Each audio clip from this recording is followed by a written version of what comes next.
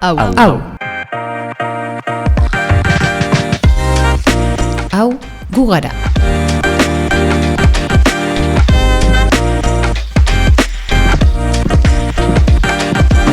Hezkidetza eta askatasuna uhinetara bota nahi ditugu. Ongi etorriak Askatasuna Institutuko podcastera. Gaur maitasun erromantikoa.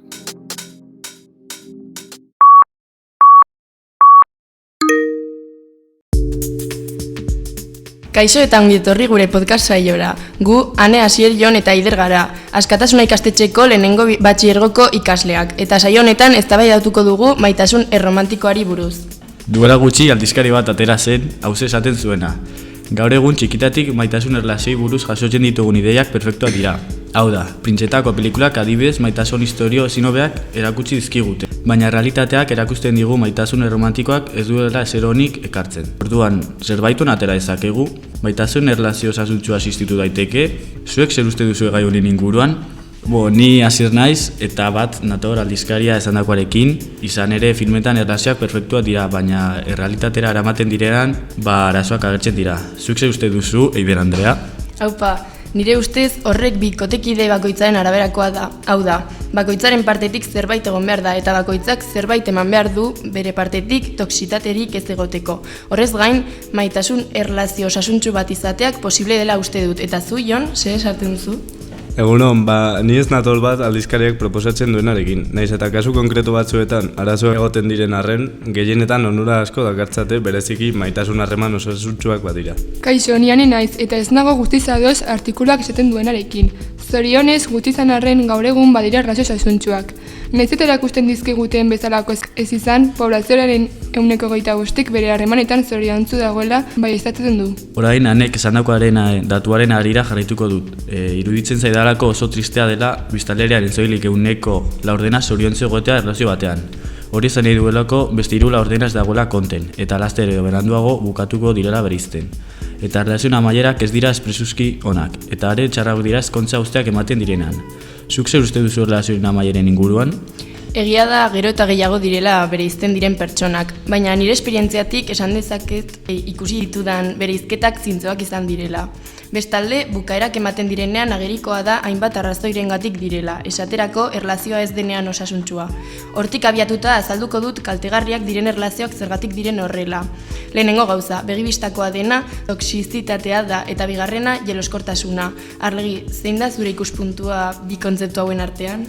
Toxizitatearen inguruan pentsatzen dut ez duela inolako zentzurik maite diren bi pertsonak elkarrez errespetatzea eta bata bestea aprobetxatzea. Benetan kostatzen zaidala ulertzea. Eta jeloskortasunaren inguruan uste dut denok neurri batean jeloskorrak garela. Baina mugak daude eta muga horiek gainditzen direnean hobe da laguntza eskatzea. Ez dakit zuzendu oker banago? Bai, argi dago elkar maite duten bi pertsona ez diotela elkarri minik egin behar. Horrela izatekotan ez luke zentzurik izango erlazio hori mantentzea. Zoritxarriz, beti ez da horren erraza horrelako jarrerak ikustea.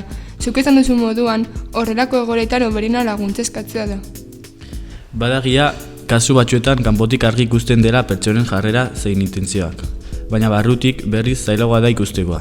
Eta behin begitik lotailoak entzen dutela, beldurrak eta intseguritateak zorrarazten zaizkie bere burua oso bakarrik ikusten dutelako. Aipatu duzun bezala, erlazioetan makina bat intseguritate egoten dira. Gehienetan horrelakoak gertatzen dira pertsona batengan menpekotasuna dagoenean. Nire ustez, erlazio baten gauzarik garrantzitsuenetariko bat bakoitza bere buruarengan konfiantza izatea da. Azkenean, zure buruarekin gaizki zaudenean, ezin zara erlazio batean sartu arazo horiek erlazioan isladatuko direlako. Barka edazu Eider, baina nik ez dut zu bezala pentsatzen.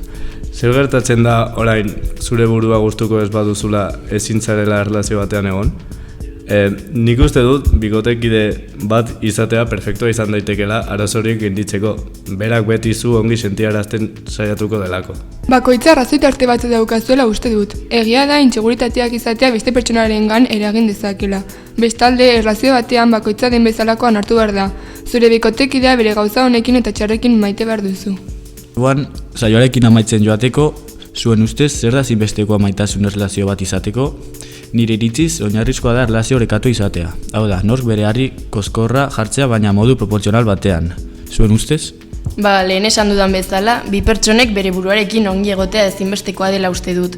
Biek ongi baldin badaude eta bien partetik zerbait ematen baldin badute erlazioa aurrera egingo duelako. Dudarik gabe, bien arteko respetua ere behar da eta nire ikuspuntutik garrantzitsuena bien arteko maitasuna egon behar dela da. Ni Eiderrek esan duenarekin ados nago, baina bukaeran esan duenaren zerbait aldatuz. Pertsona askok esaten dute maitasun harremanak 50 izan behar direla. Baina nire ustez hori ez da horrela. Nire bikotea bere momentu txar batean badago eta soilik 10 eman dezake, nik 90 emango dut. Bien artean ahalik eta hobeagoa egoteko. Orduan ikusten duan moduan harremanak 100% izan behar dira bakoitzak alduen gehiena emanez. Bai, guztiz ados nago zuk esandakoarekin. Erlazio batean hasten garenean jakin behar dugu momentu txarrak eta onak egon behar direla. Beti ez duzula ilusio berdina izango. Hala ere gauzarik garrantzitsuena bestea asko maitatzea eta berarengan konfidantza izatea da. Azkenean zure erlazioak bi ezaugarri horien baditu, ez da egongo geldituko zaituzten ezer. Laburbilduz, argi dago maitasun erromantikoaren mitoak faltsuak direla jeloskortasun eta toxizitate arazoak beti egongo direlako. Baina hauek saihestu ahal izateko ezinbestekoa da bi pertsonen artean oreka bat egotea. Biek erlazioan parte hartzea, bakoitzak bere buruarekin osasuntsu egotea, bien artean errespetatzea eta maitatzea. Hori lortu daiteken gauzari politena da. Bakoitza den bezalakoa onartzea eta aurrera egitea. Jakindare etapa onak eta txarrak bizi behar ditugu. Beno, honekin podcast saioa amaitu dugu eta espero dugu baliagarri izana.